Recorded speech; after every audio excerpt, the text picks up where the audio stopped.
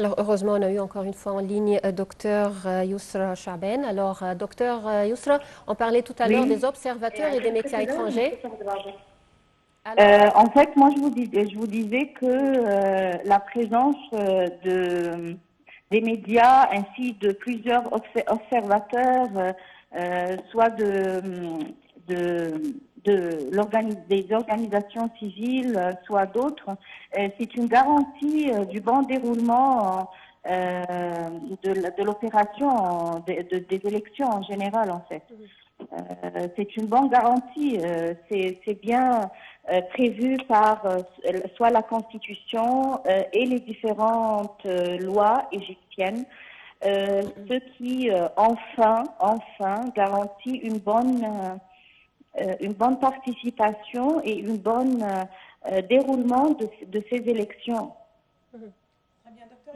Respectant certainement, oui. Non, je vous en prie, Allô? Docteur Yos, justement, quand il s'agit d'élections présidentielles qui interviennent aussi à un moment aussi critique que connaît le monde entier, un contexte régional peut-être délicat, à quel point vous trouvez que c'est important d'aller voter, d'aller s'exprimer si vous le voulez bien? Si on a précisé que la participation hier, vous avez bien précisé qu'elle était moyenne, on a appris que c'était par rapport au premier jour, c'était plus important. Voilà, on va attendre certainement le dépouillement qui doit intervenir après la fin de ce vote. Mais justement, à quel point c'est important selon vous que les gens participent à ces présidentielles 2024?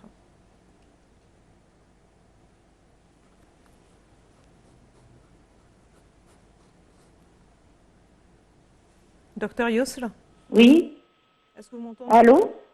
Oui, docteur Yousra, est-ce que vous m'entendez? Oui, je vous entends, oui. Je parle en fait de l'importance de la participation des électeurs, des Égyptiens à ce vote, quel que soit le candidat que chacun va choisir, à quel point c'est important d'aller voter, de s'exprimer, de choisir son président pour le mandat à venir. Oui, en effet, on peut dire que notre participation d'aujourd'hui, elle fait construire ou elle fait continuer en fait les projets qui sont en cours. Ça, c'est une première chose. Voyons le côté positif. Il y a beaucoup de projets nationaux qui ont démarré, qui ont commencé. Et le fait de participer, ça garantit la continuité de ces différents projets. Ça, c'est pratiquement. Par contre, juridiquement et politiquement, le fait de participer, c'est une responsabilité nationale. C'est même les expressions et les mots, les termes utilisés par la constitution égyptienne actuelle, la constitution de 2014, modifiée ou amendée en 2019. Dans ces articles, elle a bien précisé que la participation aux élections est bien un devoir public, un devoir national. C'est presque une obligation pour tout citoyen, quelle que soit sa décision, quel que soit son choix, d'être positif et de construire son avenir par ses propres mains, par ses propres choix. Voilà. Et troisième chose, c'est la forme des élections, comme elle se déroule en ce moment ou actuellement, c'est la forme, entre parenthèses, la forme traditionnelle et classique dans toutes les constitutions pour la participation démocratique. Elle incarne bien le principe de la démocratie et de sa faisabilité. Alors, c'est la garantie constitutionnelle que le législateur dans différents pays a trouvée pour que chaque citoyen puisse contribuer par sa propre décision dans la politique nationale de son pays. Parfait. Alors, docteur, en fait, on voit que beaucoup de démarches ont été entreprises pour faciliter le déroulement du scrutin.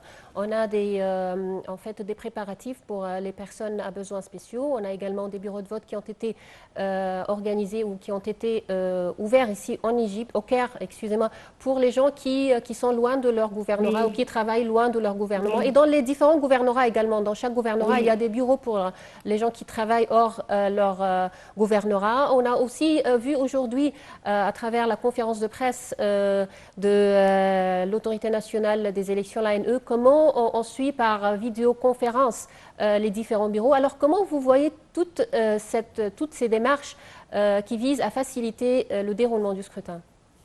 Ils sont pratiquement des démarches ou pratiquement des étapes quotidiennes ou des étapes qu'on voit aujourd'hui, hier et après-demain. Mais ça, derrière tout ça, il y a vraiment des valeurs et des principes.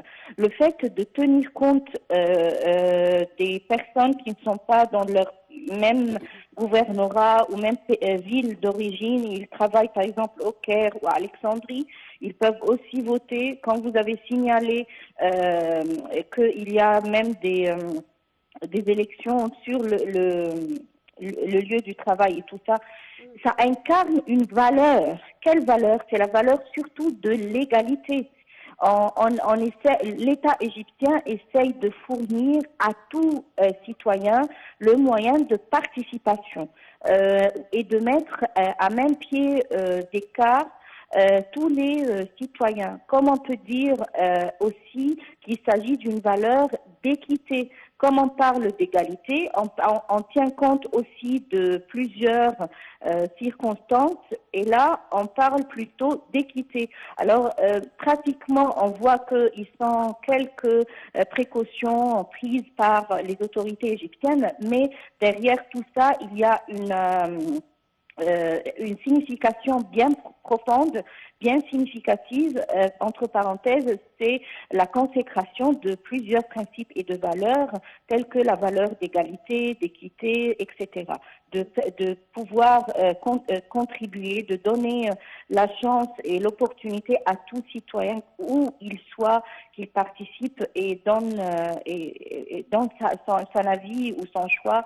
À mon avis, ce sont des incarnations de grandes valeurs, de grands principes. Très bien, docteur Yousra, vous êtes membre du Conseil présidentiel pour la formation. Quand on parle de la formation concerne avant tout les jeunes et la jeunesse. Sans vous, à quel point la jeunesse d'aujourd'hui, voilà, cette génération qui a connu pas mal de défis au cours des dernières années, est-elle consciente de son rôle? Est-elle motivée justement pour participer, que ce soit à ce scrutin, à ce processus électoral, mais aussi à participer dans la vie politique en général? Si on prend l'exemple des élections de ces 3 jours, on trouve qu'il y a plusieurs jeunes qui ont été recrutés comme assesseurs dans les élections, dans les différentes unités d'élection en fait. Alors les jeunes, ils peuvent bien, tant qu'il a plus de 18 ans, c'est l'âge légal que la loi égyptienne a mis en place pour voter, pour avoir le droit de vote. Tant qu'on a 18 ans, on peut tout d'abord participer, on peut donner notre avis, on peut participer, on peut élire.